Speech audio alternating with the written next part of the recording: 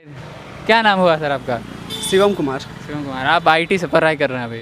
हाँ, मतलब मैं एनआईटी में हूँ, आईआईटी एग्ज़ाम क्लियर किया था। एनआईटी में? अभी कौन से एनआईटी में? एमएन इलाहाबाद। अरे महाराज, हमारे जैसे बहुतों का सपना था जो नहीं कर पाए, आप कर लिए, इसके लिए बहुत धन्यवाद। कहाँ अभी? यहाँ लॉकडाउन के बाद से अभी यहीं पे हैं? हाँ, घर पे हाँ। यहाँ पे चुनाव हो रहा है। हाँ, और 2-3 पार्टी हैं मैदान में, और आप तो बाहर रहते हैं, नया जनरेशन के लोग हैं। आपको क्या लगता है कि बिहार में जो चुनावी मुद्दे हैं वो क्या मुद्दे हैं और क्या मुद्दे होने चाहिए? बिहार में दरअसल चुनावी मुद्दे दरअसल जो होने चाहिए उससे अलग है। यहाँ पे एक हैं, मतलब यहाँ के मुख्यमंत्री नीतीश कुमार, उनको बस कुर्सी का पड़ा हुआ है। वो कहते हैं हमने यहाँ का साक्षरता दर बढ़ा दिया, लेकिन साक्षरता दर बढ़ाने से थोड़ी ना होगा। आप साक्षर मतलब होता है आप किसी को किसी भाषा में पढ़ना और लिखना बता रहे हैं, लेकिन सिर्फ आप वो अपना नाम लिख और पढ़ ले रहा है, उससे उसको कोई फ़ायदा नहीं होगा। साक्षरता दर बढ़ाने के अलावा उनको फोकस करना चाहिए एजुकेशन, मतलब हायर एजुकेशन दर बढ़े, इस पर फोकस करना चाहिए। सिर्फ साक्षरता बढ़ा रहे हैं, एजुकेशन। यहाँ पे बिहार में दो चीज़ें कही जाती, एक आईआईटी इंजीनियर, आईआईटी और यूपीएससी। पर वो मेंटालिटी बनती कैसे है? यहाँ के बच्चों का 2 प्रेफरेंस होता है, एक तो आईआईटी या फिर यूपीएससी। इसका मतलब, इसके पीछे का रीज़न क्या है? दरअसल बिहार में एक कहावत है, मतलब अगर यहाँ पे आपको सरकारी नौकरी मिलेगी तभी इज्जत होगी, इसलिए मतलब मेनली लोग यूपीएससी को ही ज़्यादा प्रेफर करते हैं, और जिनको इंजीनियरिंग टेक्नोलॉजी में ज़्यादा ये होता है वो इंजीनियरिंग की तरफ जाते हैं। तो इसलिए इंजीनियरिंग या मेडिकल या फिर यूपीएससी यही मेन है।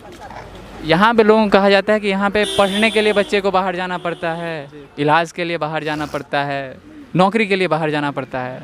आप एनआईटी से पढ़ाई कर रहे हैं, आपके हिसाब से बिहार में क्या ऐसा बेसिक सुविधा मिले, बेसिक इंफ्रास्ट्रक्चर डेवलप हो, वो मतलब क्या होना चाहिए बिहार के लिए, जिससे यहाँ के बच्चों को बाहर ना जाना पड़े? यहाँ पे दरअसल देखिए, यहाँ पे मतलब कोई अच्छे इंस्टीट्यूट नहीं है, कुछ ही इंस्टीट्यूट है जिससे ये कर सके।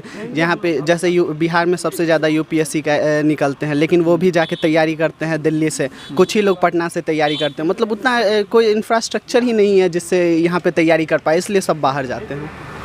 अच्छा, पॉलिटिक्स को फॉलो करते हैं, न्यूज़ देखते होंगे? देखते हैं।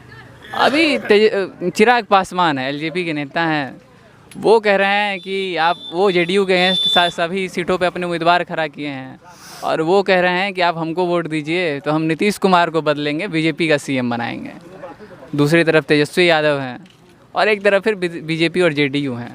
आपके हिसाब से बिहार का कौन सा ऐसा नेता है जिनकी बातों को जिनको देख के ये लगता हो कि हाँ, ये आदमी विकास किया, मतलब जिस पर भरोसा किया जा सकता है? अभी तो मतलब जैसे देख के नीतीश कुमार का हम लोग ने 15 साल देख ही लिया है, और उससे पहले लालू जी थे, उनका तो पूरा फेमस ही है। तो मतलब क्या फेमस क्या है? 15 साल तक रहे थे, सबको पता है। एक भी इंडस्ट्री जितने थे वो मतलब सारे बंद हो गए। सरकार, इंडस्ट्री तो इस 15 साल में भी नहीं लगे। सुशील कुमार मोदी इंटरव्यू में कहते हैं कि यहाँ पे बड़ा इंडस्ट्री लग ही नहीं सकता है।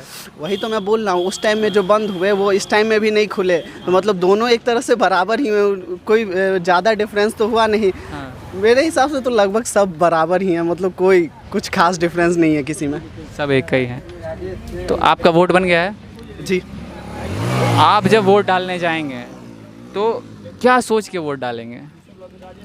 देखिए, मैं मतलब कभी पार्टी देख के वोट नहीं करता। मतलब मैं तो सजेस्ट करता हूँ आप अपने कंस्टिट्यूंसी के विधायक को देखें, मतलब जो अभी जो हैं या फिर जो पहले थे, उनके काम को देख के वोट करें, ना कि पार्टी को देख के वोट करें। तो आपके कंस्टिट्यूंसी में इससे पहले विनोद नारायण झा थे, जो हार गए, तो भावना झा आई, तो किन्होंने मतलब आपने दोनों का देखा होगा तकरीबन, तो किन को देख के लग रहा है कि सही काम किया है?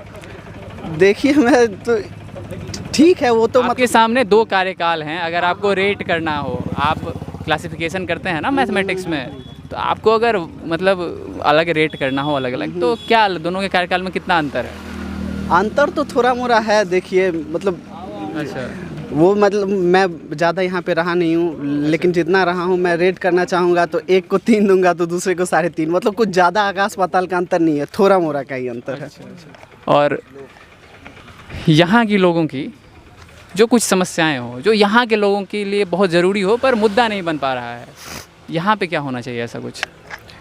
देखिए यहाँ पे मतलब यहाँ के लोगों की मेन मुद्दा है तो है ये, जैसे आप किसी गांव में जाइएगा तो देखिएगा सब आदमी कमाने के लिए या तो दिल्ली जाते हैं या मुंबई जाते हैं। यहाँ पे रोज़गार मिल ही नहीं रहा है तो यहाँ पे रुक ही नहीं पा रहे हैं, तो ये मुद्दा ही नहीं बन पा रहा है। मतलब यहाँ पे कुछ जैसे कोई इंडस्ट्री खुले, जैसे यहाँ पे रेयाम में चीनी मिल है, वो सब पूरा बंद हो चुका है। अगर वो खुलता तो यहाँ पे मजदूरी भी मिलता, साथ में किसान को भी फ़ायदा होता। रोज़गार एक समस्या है।